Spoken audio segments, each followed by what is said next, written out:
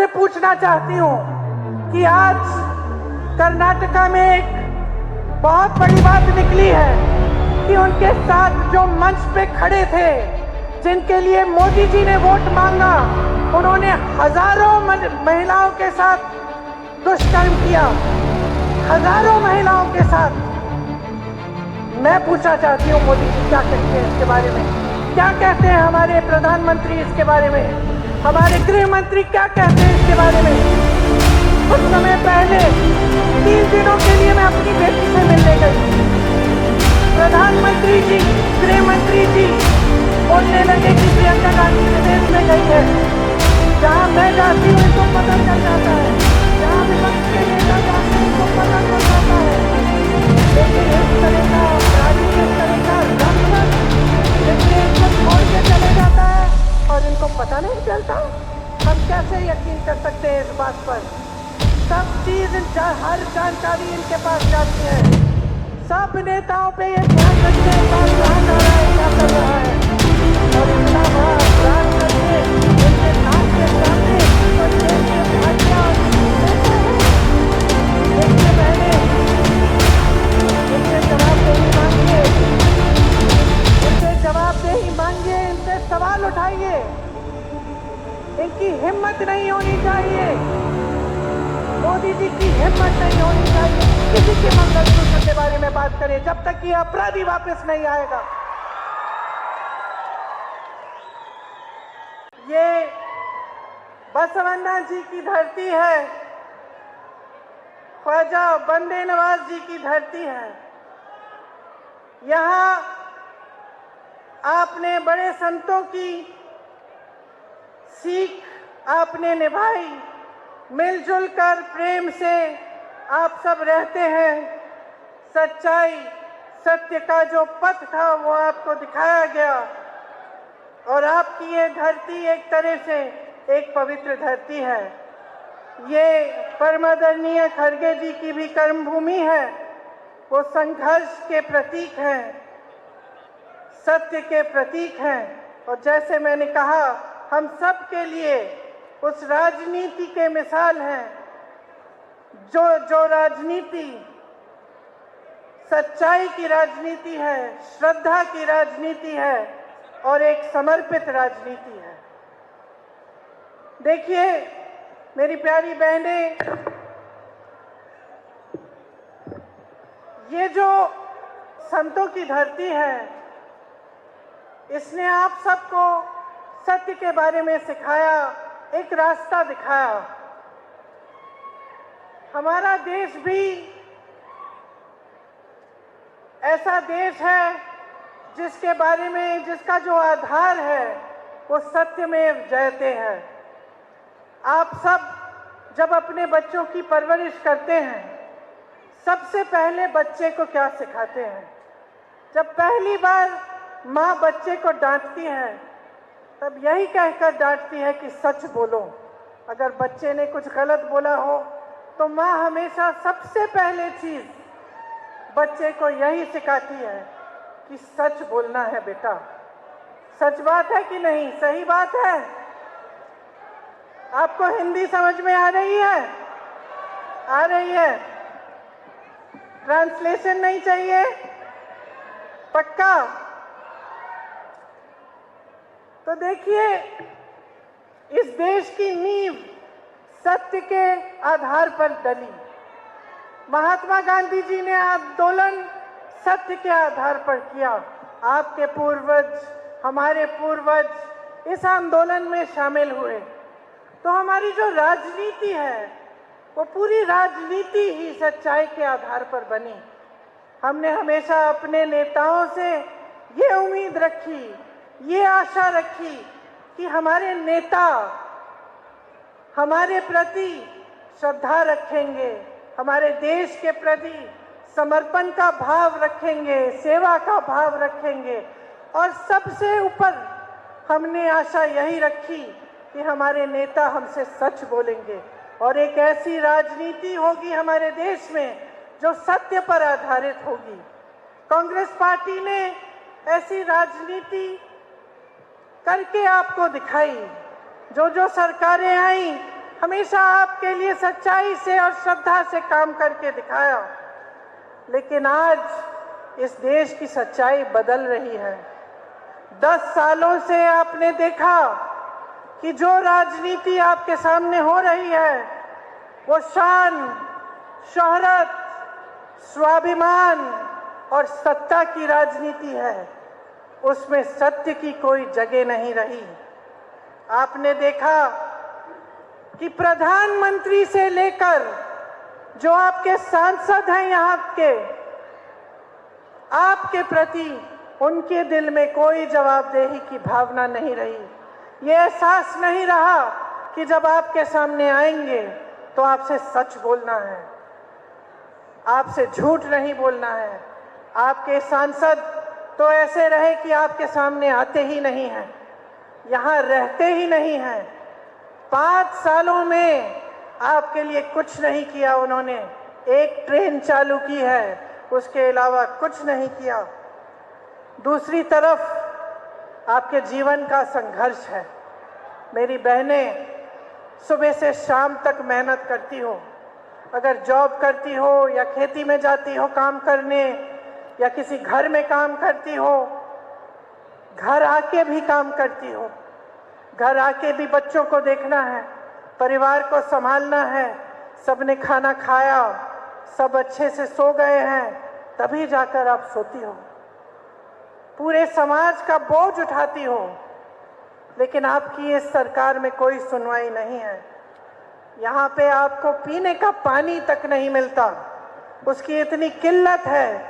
फिर भी आपके सांसद ने केंद्र में सरकार होते हुए नारे लगाए, आपको बताया कि हर नल में जल आएगा, लेकिन आपके पास अभी तक पीने का पानी नहीं आया। देश में आज भयानक बेरोजगारी है। 45 सालों में सबसे ज्यादा बेरोजगारी आज है। आपने मेहनत करके भाइयों अपने बच्चों को पढ़ाया लिखाया, किसी ने पीएचडी की, किसी ने एमएससी की, किसी ने बीए की, किसी को नौकरी नहीं मिली, किसी को रोजगार नहीं मिला। यहाँ से पलायन होता है, हैदराबाद तक जाते हैं बच्चे, मुंबई जाते हैं, दिल्ली तक पलायन होता है। वहाँ पे कंस्ट्रक्शन में मजदूरी करते हैं पढ़े लिखे बच्चे। यहाँ सेदम के सीमेंट कारखाने में आपको रोजगार नहीं मिलता। रोजगार बनाने के बजाय नरेंद्र मोदी जी की सरकार ने अग्निवीर जैसी स्कीम बनाई, जिसमें जो सेना में भर्ती करने के लिए नौजवान उत्सुक होता था, जिसकी आशा होती थी कि देश के लिए वो कुछ करेगा, देश की रक्षा करेगा, देश के लिए शहीद होने के लिए तैयार होता था, उसके लिए अग्निवीर स्कीम ले आए।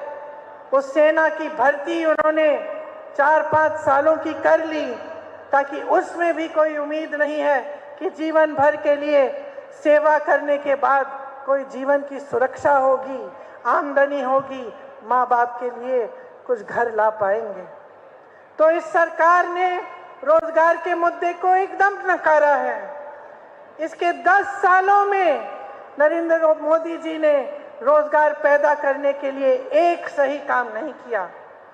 बड़े बड़े कारखाने होते थे सरकार के, पीएसयू, उनकी सब्सिडरी सारी अपने बड़े बड़े खरबपति मित्रों को बांट दी।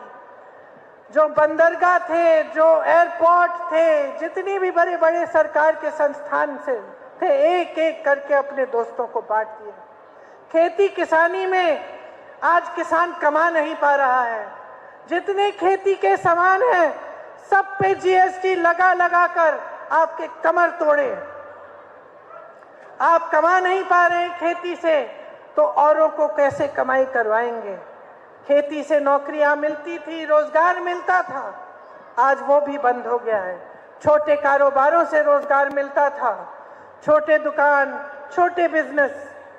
जीएसटी, नोटबंदी करके ऐसी नीतियां बनाई कि सबके छोटे छोटे कारोबार तकरीबन खत्म होने जा रहे हैं। कोई खड़ा नहीं हो पा रहा है, काफी कमा नहीं पा रहा है, तो रोजगार बन नहीं रहे हैं, घट रहे हैं। ये परिस्थितियां हैं आज देश की। यहाँ पे खड़गे जी रेलवे डिवीजन लाए, स्पोर्ट्स अथॉरिटी ऑफ इंडिया लाए, ईएसआई का विस्तार करने का प्रोग्राम था ताकि एम्स आ पाए, इन्वेस्टमेंट और मैन्युफैक्चरिंग जोन बनाना था। सब चीजें सरकार ने रिजेक्ट कर दी। क्यों रिजेक्ट की? क्योंकि ये खड़गे जी की कर्म भूमि है, इसलिए क्योंकि खड़गे जी पूरे देश के सामने इनकी सच्चाई को खोलते हैं, क्योंकि खड़गे जी लड़ते हैं आपके लिए। इसीलिए समझ लीजिए इस सरकार की नीयत क्या है। ये जनता की भलाई नहीं देखते, ये अपनी सत्ता देखते हैं, ये राजनीति देखते हैं और राजनीति और सत्ता के आधार पर साफ निर्णय करते हैं। आज कांग्रेस पार्टी ऐसी गारंटी लाई है जिसको आप देख रहे हैं अपनी आंखों के सामने। कर्नाटका की सरकार ने पूरा करके आपको दिखाया। कई सारी महिलाओं को हर महीने 2000 रुपए की सरकार दे रही है और ये काम शुरू हो गया है। आस्ते आस्ते सबको मिलेगा। इसी तरह से देश भर में हम गारंटी देते हैं कि 30 लाख सरकारी पद नरेंद्र मोदी जी की सरकार ने खाली रखे हैं। उन 30 लाख पदों को हम भरेंगे। अग्निवीर जैसी स्कीमों को हम रद्द करेंगे, बंद करेंगे। 5000 करोड़ रुपए का फंड निकालेंगे ताकि जो नौजवान अपना छोटा कारोबार या बिजनेस शुरू करना चाहता है उसको सुविधा हो। शिक्षा के लिए हम जो आप लोन लेते हैं उनको माफ करेंगे और शहरों में भी न्यूनतम रोजगार 400 रुपए का होगा और न्यूनतम रोजगार की गारंटी मिलेगी। कम से कम 100 दिन का रोजगार शहरों में भी कानून से आपको गारंटी मिलेगी। मैंने किसान भाइयों की बात की। आज देश का किसान पिस रहा है। मैं जानती हूं कि आपकी तकलीफ क्या है कि खेती के हर सामान के लिए आप जीएसटी दे रहे हैं। जब आपके कर्ज माफ करने की बात होती है तो मोदी जी सरकार कहती है कि पैसे नहीं हैं, लेकिन जब बड़े बड़े उद्योगपतियों के 16 लाख करोड़ रुपए माफ करने का समय आता है तो पलक नहीं झपकाते हैं, एकदम से वो लोन माफ कर देते हैं। तो बड़े बड़े उद्योगपतियों के कर्ज माफ कर सकते हैं लेकिन आपके कर्ज माफ नहीं करते। यहाँ तुअर दाल नंबर 1 पे है, लेकिन आज उसकी इंपोर्ट की ड्यूटी ये लोग बढ़ाते नहीं हैं ताकि जो बाहर से विदेशी तुअर दाल है वो आसानी से बिकती है और जो तुअर दाल आप यहाँ की खेती से आपकी उपज है वो बिक नहीं पाती। इन्होंने हर स्तर पर किसानों को कमजोर करने का काम किया है। बड़े बड़े वादे किए, किसान की आमदनी दुगनी होगी, लेकिन सारे वादे खोखले निकले। एक ऐसा काम नहीं किया जिससे आपको यहाँ पे तुअर दाल का हब बनाया जाए। उन्होंने आपके सामने ये वादा किया था कुछ सालों पहले, चुनाव आया, चुनाव के बाद ये वादा एकदम भूल गए। हम एमएसपी को कानून बनाएंगे। ये हमारी गारंटी है कि किसानों को एमएसपी कानून के तौर पर मिलेगी। खेती के सारे सामान जीएसटी से मुक्त करेंगे ताकि आपको महंगे नहीं मिलेंगे। आपका जब नुकसान होता है तो आजकल आपको मुआवजा समय पे नहीं मिलता। हम आपको गारंटी दे रहे हैं कि 30 दिनों के अंदर अंदर आपको पूरा मुआवजा मिलेगा, भुगतान मिलेगा। और भूमिहीन लोगों को जमीन दी जाएगी और न्यूनतम मजदूरी 400 रुपए की होगी। ये हमारी गारंटी है किसानों के लिए।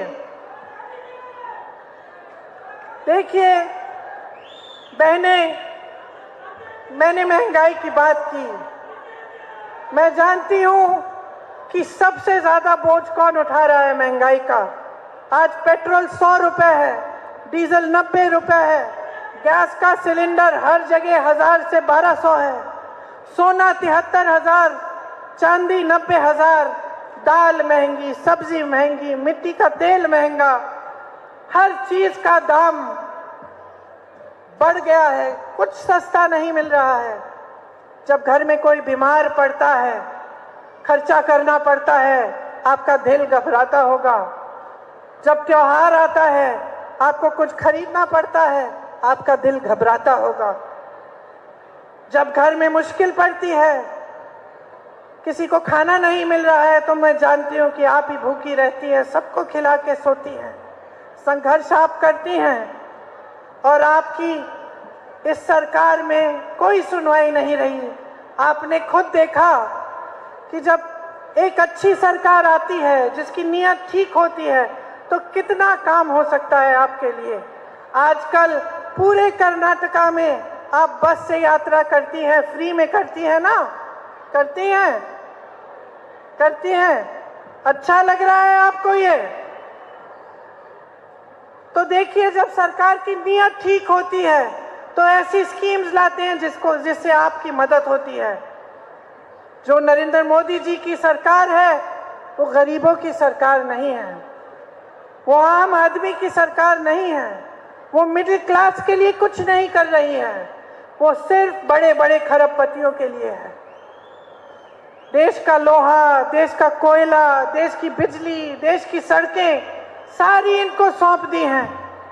मैंने पहले कहा, हवाई अड्डे सौंप दिए हैं, हाईवे सौंप दिए हैं, बंदरगाह सौंप दिए हैं, सरकारी बैंकों से इनके 16 लाख करोड़ माफ कर दिए हैं, किसानों के लिए एक पैसा नहीं। और पूरे देश में इनकी एक साठगांठ है, पूरे देश की मीडिया के साथ। सारी देश की मीडिया आज खरबपति चला रहे हैं, आपको सच्चाई कभी नहीं दिखती।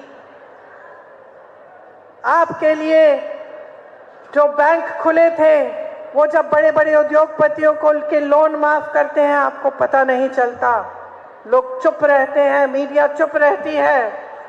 जब विपक्ष पर हमला होता है, सांसदों को संसद से निकाला जाता है, तो कोई सवाल नहीं उठाता।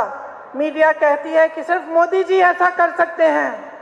जब दो चीफ मिनिस्टर को गिरफ्तार किया जाता है, जेल में डाला जाता है, तो सारी मीडिया चुप रहती है।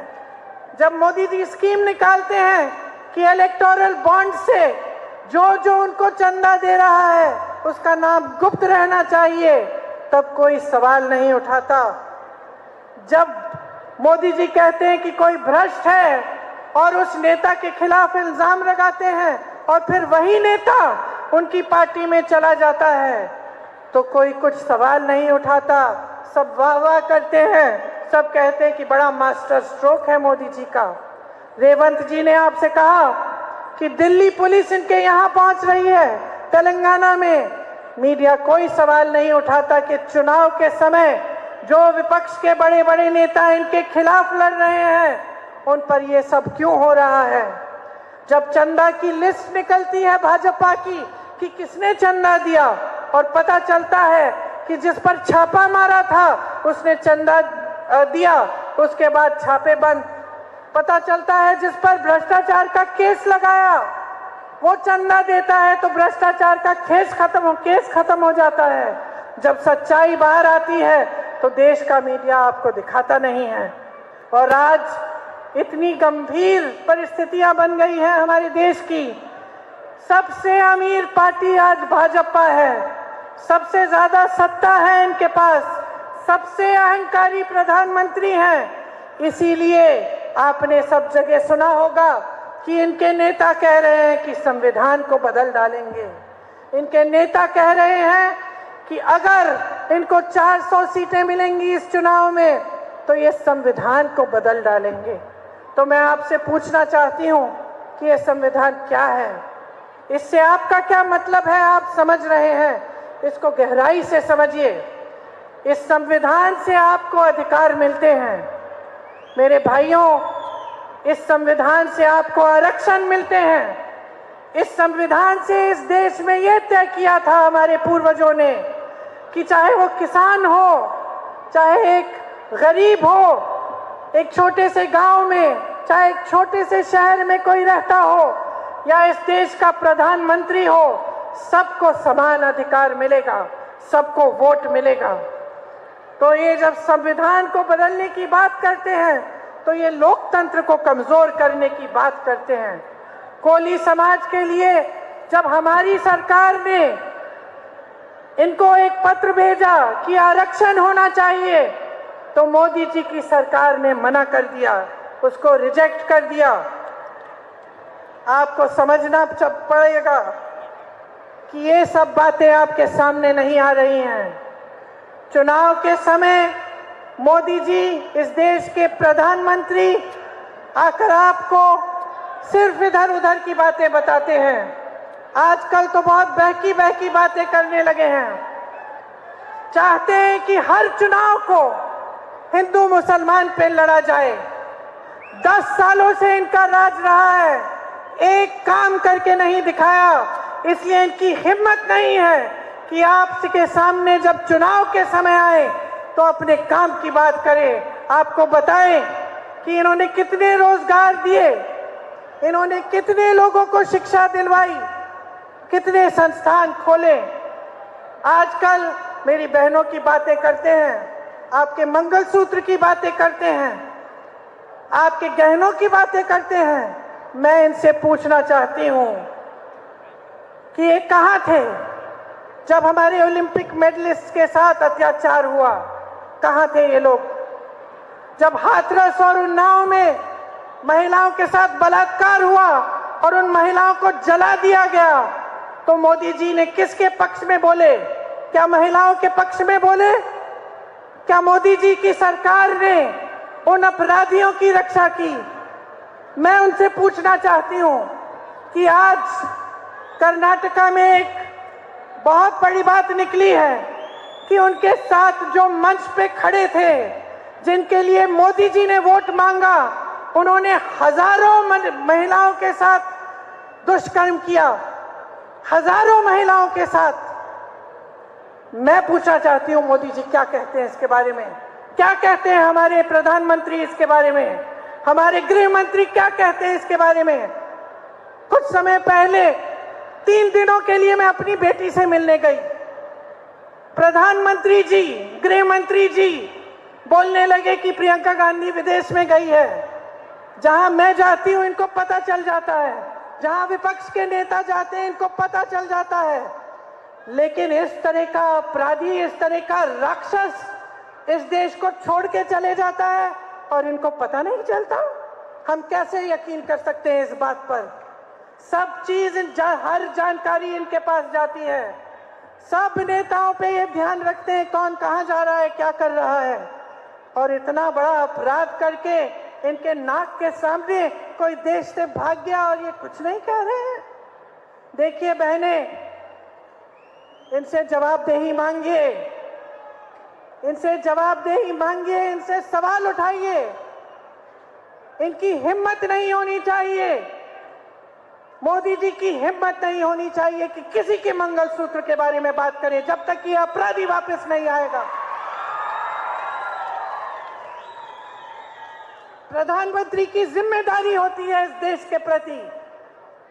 हमने बहुत प्रधानमंत्री देखे हैं, इंदिरा जी को देखा है, जवाहरलाल नेहरू को देखा है, राजीव गांधी को देखा है, मनमोहन सिंह जी को देखा है, वाजपेयी जी को भी देखा है जो भाजपा के प्रधानमंत्री थे। सब इस देश के प्रति अपनी जिम्मेदारी को समझते थे। सबसे बड़ी जिम्मेदारी यह है कि सच बोलें और दूसरी जिम्मेदारी यह है कि देश की सुरक्षा इनके हाथों में है। मैं इनसे पूछना चाहती हूं कि क्या किया है इन्होंने महिलाओं की सुरक्षा के लिए? क्या किया है इन्होंने आपकी सुरक्षा के लिए? हर स्तर पर आपको कमजोर किया है। सिर्फ यही रट लगा रखी है कि 70 सालों में क्या हुआ, 70 सालों में क्या हुआ। मैं इनको बताना चाहती हूं प्रधानमंत्री जी, अब ये 70 सालों की रट नहीं चलेगी। 10 सालों से आपकी सरकार है। आप बताओ, आपने कितने विश्वविद्यालय खोले? कांग्रेस ने आईआईटी खोली, आईआईएम खोली, एम्स बनाए, इसरो, डीआरडीओ, नाम लीजिए, कांग्रेस ने बनाया। नरेंद्र मोदी जी ने 10 सालों में क्या बनाया? आकर मंच पर आपको बताएं। कांग्रेस ने पूरा प्राइवेट सेक्टर, पूरा पब्लिक सेक्टर मजबूत किया जिससे आपको रोजगार मिले। ये बताएं कितने रोजगार दिए हैं, बताएं। महिला की सुरक्षा की बात करते हैं, बताएं किस महिला की सुरक्षा की है? सिर्फ जिन्होंने अत्याचार किया उनकी सुरक्षा की है। अपने काम के बारे में बात करके दिखाएं अगर हिम्मत है इनमें।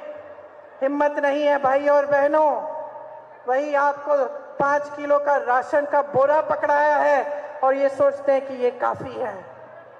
मैं नहीं कहती कि ये बुरी बात है, अच्छी बात है अगर गरीबों को राशन मिल रहा है, लेकिन मैं आपसे पूछना चाहती हूँ मेरी बहनें, आप जब अपने बच्चों को पढ़ाती लिखाती हैं तो आप इसलिए उनको बड़ा करती हैं कि वो 5 किलो का राशन ले लें और उनको कोई रोजगार नहीं मिले? क्या आप ये चाहती हैं? क्या ऐसे विकसित होगा हमारा देश कि जहां जहां संकट है वहां संकट बढ़ाया जा रहा है, जहां जहां गरीब है वहां गरीब होते जा रहा है, और जहां जहां इनके खरबपति मित्र हैं वो और भी अमीर होते जा रहे हैं? क्या ऐसे ही आगे बढ़ेगा ये देश? क्या ऐसे ही तरक्की होगी आपके परिवारों की, आपके शहरों की, आपके गांव की? नहीं। अगर आप जवाबदेही नहीं लाएंगे, इस सरकार से सवाल नहीं पूछेंगे, अगर आज ये प्रधानमंत्री आपके सामने आकर आपको फिर से गुमराह करके धर्म के नाम पर आपसे वोट लेंगे तो ये आपकी गलती होगी। बहनों और भाइयों, आपको जागरूक बनना है, आपको गहराई से समझना है कि आज इस देश में क्या हो रहा है। मेरी बहनें, आपकी जो गारंटी है जो कर्नाटका की सरकार दे रही है आपको, उसके अलावा हम पूरे देश भर में महिलाओं के लिए गारंटी लाए हैं कि हर महिला, जो हर परिवार में जो सबसे बड़ी महिला है उसको 1 लाख रुपए सालाना सरकार देगी। 25 लाख तक आपको स्वास्थ्य बीमा सबको मिलेगी, मतलब कि स्वास्थ्य की सारी सुविधाएं 25 लाख तक मुफ्त मिलेंगी। सरकारी नौकरियों में 50% महिलाओं को मिलेंगी।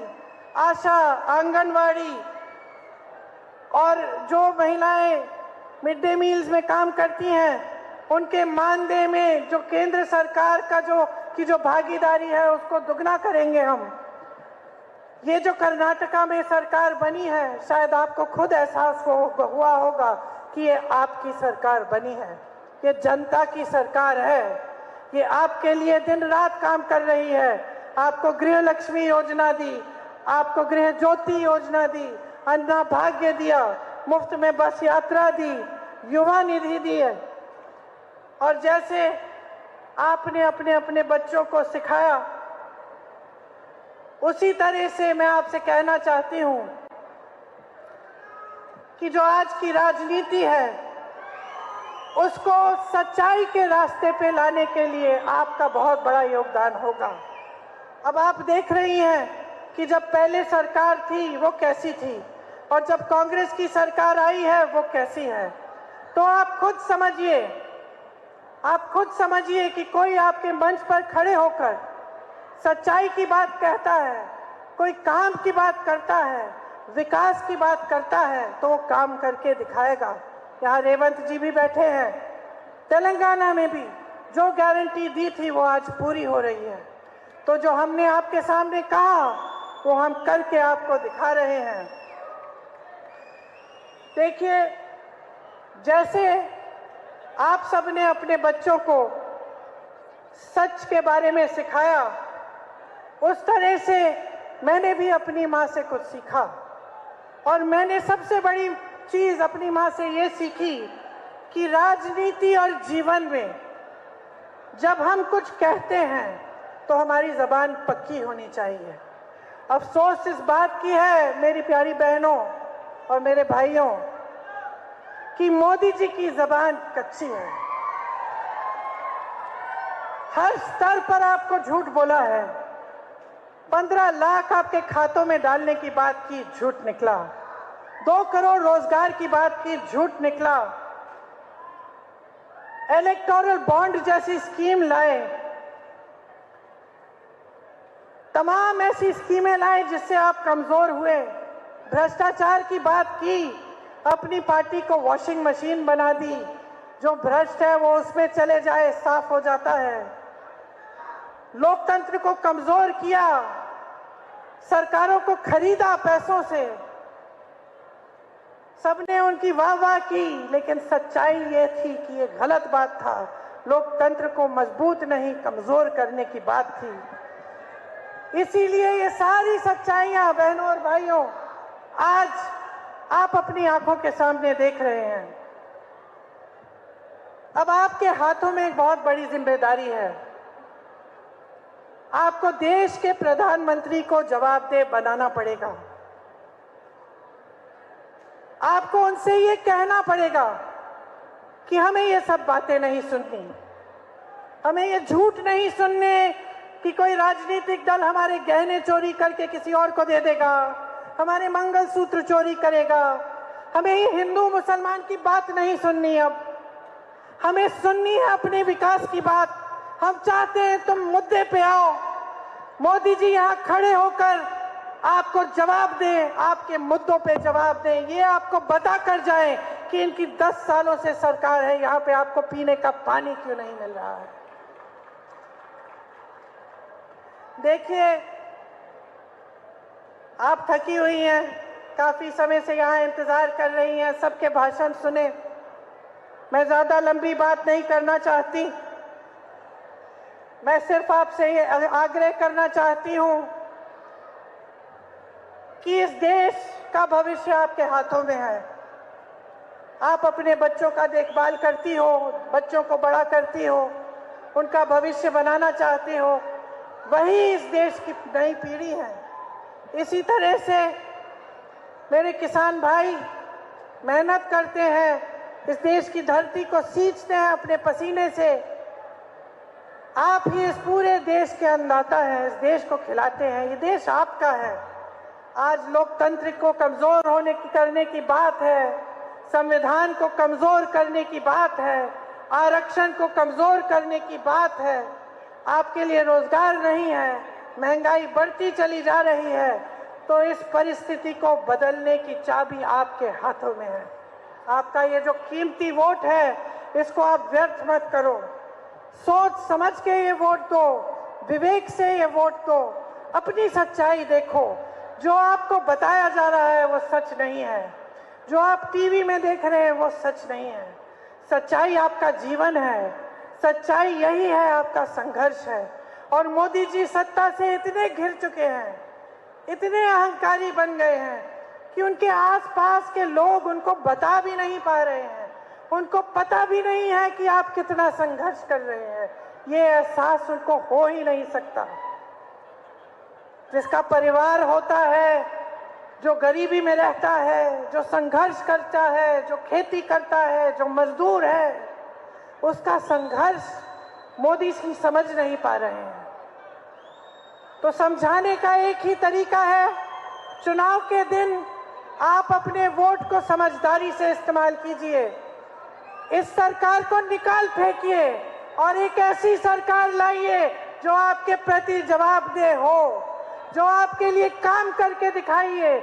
ऐसे नेताओं को आगे बढ़ाइए जैसे आपके सामने खड़गे जी बैठे हैं। 50 सालों से आपकी सेवा की है, परिवार में कितने संघर्ष देखे हैं, कितना दुख देखा है, लेकिन सेवा का रास्ता नहीं छोड़ा, सच्चाई का रास्ता नहीं छोड़ा, आपके लिए संघर्ष करते रहे। और हम सब उनसे प्रेरणा लेते हैं और हम सब आपकी सेवा में समर्पित हैं। आपसे यही आग्रह है कि अपना वोट व्यर्थ मत कीजिए, भारी बहुमत से कांग्रेस को फिर से जिताइए और अपना भविष्य अपने हाथों में लीजिए। धन्यवाद। जय हिंद।